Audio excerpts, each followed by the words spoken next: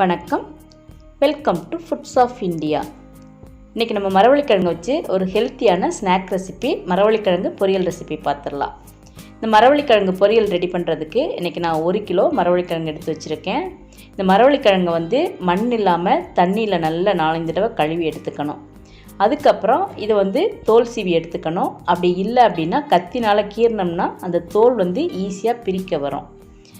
நம்மளுக்கு எந்த மெத்தட் ஈஸியாக இருக்கோ அந்த மெத்தடை நம்ம ஃபாலோ பண்ணி தோல் சீவி எடுத்துக்கலாம். மரவள்ளிக்கிழங்கை வாங்கி நம்ம ரொம்ப நாள் ஸ்டோர் பண்ணி வச்சுருக்கக்கூடாது. அது ஒரு 2-3 நாளுக்குள்ளேயே நம்ம சமைக்க ஆரம்பிச்சிடணும். கிழங்கு இந்த மாதிரி நல்ல வெள்ளையாக இருக்கணும். அதுதான் நல்ல கிழங்கு.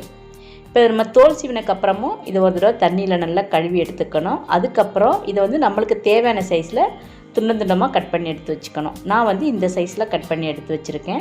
இப்போ எல்லா கிழங்கையும் இந்த மாதிரி நறுக்கினதுக்கப்புறம் இதை ஒரு குக்கரில் போட்டு இந்த கிழங்கு மூழ்கிற அளவுக்கு நம்ம தண்ணி ஊற்றிக்கணும். கூடவே இந்த கிழங்குக்கு தேவையான அளவு உப்பு சேர்த்துக்கணும். அந்த தண்ணிக்கும் சேர்த்து தான் நம்ம உப்பு சேர்த்துக்கணும். 1 டீஸ்பூன் அளவுக்கு மஞ்சள் தூள் போட்டுக்கலாம். இப்போ இது எல்லாத்தையும் சேர்த்து நம்ம நல்லா மிக்ஸ் பண்ணி விட்டு வெயிட் போட்டு ஒரு 3 விசில் வர்ற வரைக்கும் நம்ம அதை வேக விட்டுக்கணும். அந்த 3 விசில்லையே இந்த கிழங்கு நல்லா வெந்து வந்துடும். இப்போ ஸ்டீம் நல்லா அடங்கினதுக்கப்புறம் நம்ம குக்கர் மூடியை திறந்து அந்த கிழங்கு செக் பண்ணி பார்த்துக்கணும். கிழங்கு நம்மளுக்கு இன்னும் வேகலை அப்படின்னா கூட ஒரு விசில் வச்சு நம்ம வேக வச்சுக்கலாம்.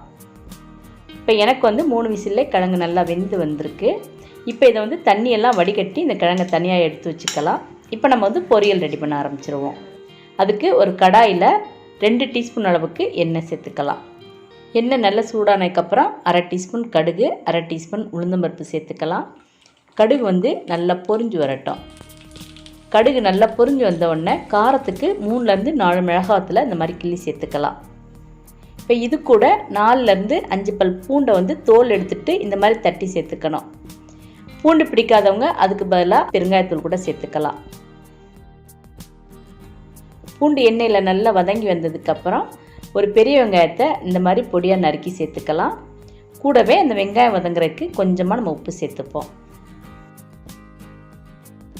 இப்போ இது கூட கொஞ்சமாக கறிவேப்பிலை சேர்த்து வெங்காயத்தை எண்ணெயில் நல்லா வதக்கி எடுத்துக்கணும். அந்த வெங்காயத்தோட கலர் நல்லா மாறி வரணும். அது வரைக்கும் நம்ம வெங்காயத்தை வதக்கி எடுத்துப்போம். இப்போ வெங்காயம் எண்ணெயில் நல்லா இந்த மாதிரி வதங்கினதுக்கப்புறம் நம்ம வடித்து எடுத்து வச்சுருக்க மரவள்ளிக்கிழங்கை இதில் சேர்த்துக்கணும். சேர்த்து நல்லா மிக்ஸ் பண்ணி விடணும். மரவள்ளிக்கிழங்கை நல்லா இந்த மாதிரி மிக்ஸ் பண்ணதுக்கப்புறம் இதுக்கு தேவையான அளவு தேங்காய் துருவல் சேர்த்துக்கணும். நான் 1/4 கப் அளவுக்கு தேங்காய் துருவல் சேர்த்துருக்கேன். கூடவே தேவையான அளவு கொத்தமல்லி தலையையும் பொடியாக நறுக்கி சேர்த்துக்கலாம். இப்போ நம்ம அடுப்பை ஆஃப் பண்ணிவிட்டு இது எல்லாத்தையும் சேர்த்து நம்ம நல்லா மிக்ஸ் பண்ணி விட்டோம்னா நம்மளோட ஹெல்த்தியான ஒரு ஸ்நாக் ரெசிபி மரவள்ளிக்கிழங்கு பொரியல் ரெசிபி ரெடி ஆயிடுச்சு. மரவள்ளிக்கிழங்குல நார்ச்சத்து அதிகம் இருக்கிறதுனால டயட்டில் இருக்கவங்க இந்த மரவள்ளிக்கிழங்கை தாராளமாக எடுத்துக்கலாம்.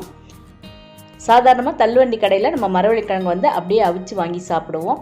அதை விட இந்த மாதிரி நீங்கள் ட்ரை பண்ணி பாருங்கள். ரொம்ப சூப்பரான டேஸ்ட்டாக இருக்கும். அதே சமயத்தில் ரொம்ப பசியாக இருக்கவங்க இதை சாப்பிட்டா ரொம்ப நேரத்துக்கு பசியை தாக்கு பிடிக்கும்.